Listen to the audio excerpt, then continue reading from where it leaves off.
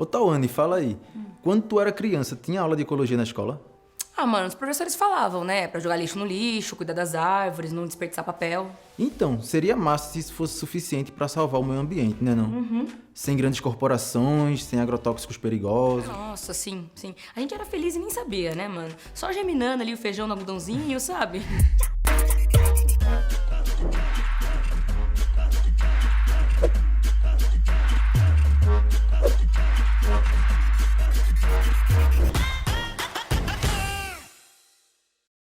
Fala, meu povo! Sejam bem-vindos e bem-vindas ao Reloading no Futura. Tudo bem com vocês? Eu espero que sim. Porque se tem uma coisa que não tá muito bem, é a preservação da natureza aqui no nosso país. E esse é o assunto que a gente vai descomplicar hoje: meio ambiente. Em menos de 100 anos, a quantidade de insetos foi reduzida drasticamente. E não é só no seu bairro ou então na sua cidade, não. Eu tô falando de uma coisa que tá acontecendo no mundo inteiro. Esse barulho aqui, ó, não tem ninguém com saudade. Tem não. Ao saber que os insetos estão sumindo, talvez a sua reação possa ser alguma coisa do tipo... Ai, que bom! Ninguém gosta de inseto mesmo, né? Eles estão aí atacando a agricultura, transmitindo doenças graves. Tipo febre amarela, chikungunya, dengue, malária, doença de Chagas, Zika vírus. Ou seja, se a população de insetos diminuir drasticamente, pode-se supor que haverá mais alimentos para as pessoas e um menor risco de contrair doenças. Certo? Errado. Acontece que, independentemente dos impactos citados como prejudiciais, uma parte considerável dos nossos insetos são benéficos. Vamos começar com as abelhas, por exemplo. Por que elas são tão importantes? As abelhas são os principais polinizadores da maioria dos ecossistemas do planeta. Elas não estão ali voando de flor em flor só a passeio, não. Respeita o trabalho delas. Esse rolezinho que a abelha dá permite que as flores sejam polinizadas, reproduzindo-se assim milhares de espécies de plantas, graças às abelhas. Aqui no Brasil, por exemplo, das 141 espécies de plantas cultivadas para alimentação humana e produção animal, cerca de 60% dependem, em certo grau, da polinização das abelhas. O principal causador das mortes das abelhas são os agrotóxicos à base de neonicotinoides e de fipronil. Produto esse que é proibido na Europa há mais de uma década, mas que é permitido aqui no Brasil. Esses ingredientes são fatais para a vida dos insetos, como é o caso da abelha, pois quando aplicados pela pulverização aérea, se espalham em até 4 quilômetros para além das plantações. Mas a gente não tá aqui só para falar das abelhas, não. Todos os outros insetos são importantes para a harmonia do meio ambiente. Os insetos, como todos os animais e todas as plantas, sempre desempenharam um papel importantíssimo no nosso ecossistema. Além dos pesticidas, as principais causas do desaparecimento dos insetos são a poluição e as mudanças climáticas. Nossa, fiquei de cara. Olha o quanto a interferência humana tá causando desequilíbrios no meio ambiente. Até os insetos estão sumindo, mano. E isso é no mundo inteiro, né? Mas aqui no Brasil é impossível falar de meio ambiente sem pensar na Amazônia. E por isso a gente pediu pra Samela dar uma geral do que tá rolando por lá. Iherok Manaim, Uitó, Samela Sateremaué. E aí, gente, gostou?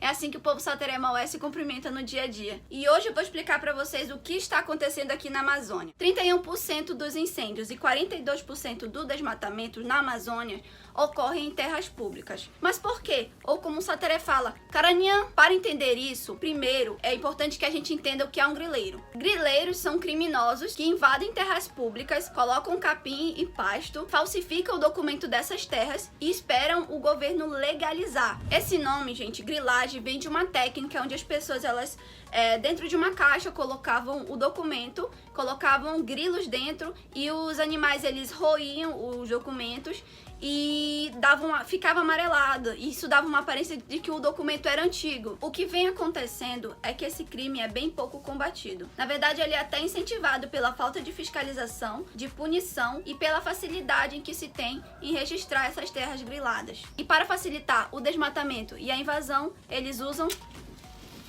o fogo. Outro responsável pelas queimadas é o avanço das terras do agronegócio. O uso excessivo do fogo para expandir as áreas da agropecuária é muitas vezes ilegal, mas também com pouca fiscalização. Dados oficiais mostram que o governo tem reduzido a aplicação de multas ambientais, desestruturando órgãos de fiscalização como o IBAMA e o ICMBio. Sob o governo Bolsonaro, o desmatamento da Amazônia foi o maior em 10 anos. Multas em queda, desmatamentos em alta.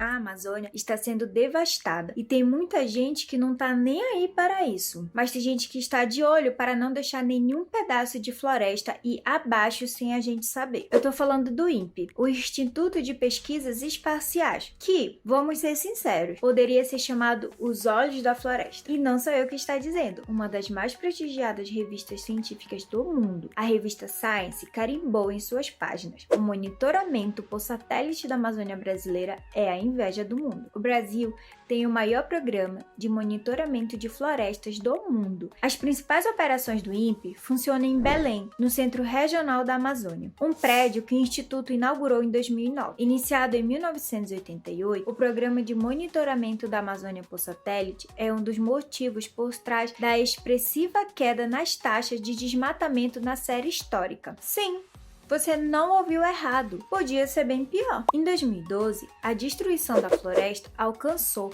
os 4,6 mil quilômetros quadrados, o menor índice desde que os satélites começaram a apontar para cá. Parece muito, e é. O número equivale a mais de 30 campos de futebol arrancados do solo a cada dia durante um ano inteiro. Mas para quem tinha, até a virada do século, uma média de 16 mil quilômetros quadrados derrubada por ano, a taxa já é considerada um avanço. E como é que eles chegam a esses números? Através do PRODES, o Programa de Monitoramento do Desmatamento na Amazônia Legal por Satélite. Mesclando tecnologias de coleta de informação por satélite, como sensoriamento remoto ou geoprocessamento, o sistema passou a calcular quantos quilômetros quadrados de floresta vão ao chão por ano. Só que talvez a etapa mais importante desse processo é o que acontece depois, a divulgação dos dados. O pessoal do INPE divulgava o quanto era desmatado por estado e o total do bioma. E, em 2003, passou a divulgar na internet os mapas digitalizados e detalhados do estrago que estão fazendo nas nossas florestas. Com os dados nas mãos, os órgãos de fiscalização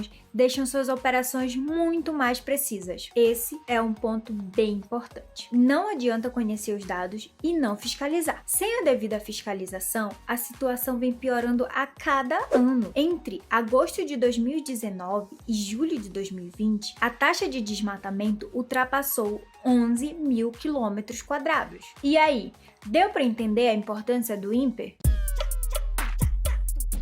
Mas como todo mundo sabe, sem grana fica difícil. E apesar de em 2020 o Brasil ter registrado o maior índice de desmatamento e o maior número de focos de queimadas da década, o orçamento de 2021 para o monitoramento do desmatamento e de queimadas diminuiu. Em relação ao orçamento de 2020, o corte foi de 17,5%.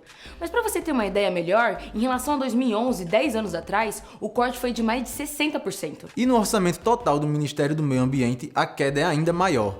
O orçamento sancionado pelo presidente Jair Bolsonaro destinou 2,9 bilhões para a pasta em 2021. Parece muito, né?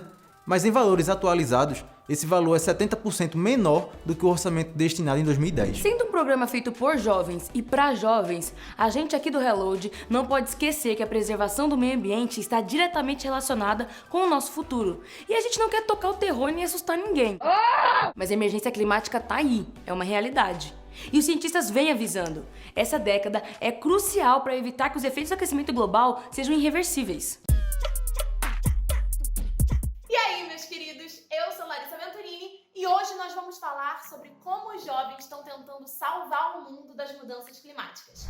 E vamos começar falando de jovens brasileiros. Recentemente, um grupo de jovens ativistas brasileiros chamou atenção ao processar o governo por pedalada climática. Os 6 jovens que assinam a ação são integrantes da rede Engaja Mundo. Essa rede tem participantes de diferentes partes do país, com idades, culturas, sotaques, formações diferentes, mas com um único objetivo: conscientizar e empoderar a juventude para enfrentar os problemas ambientais e sociais no Brasil e no mundo. Ela foi criada em 2012, quando um grupo de estudantes brasileiros participou da Conferência da ONU sobre Desenvolvimento Sustentável, a famosa Rio+20. Lá eles perceberam a falta de jovens nesses espaços e que os poucos que tinham eram vindos da Europa, da América do Norte, esse povo de lá. De lá pra cá, a rede conquistou espaço nas conferências internacionais.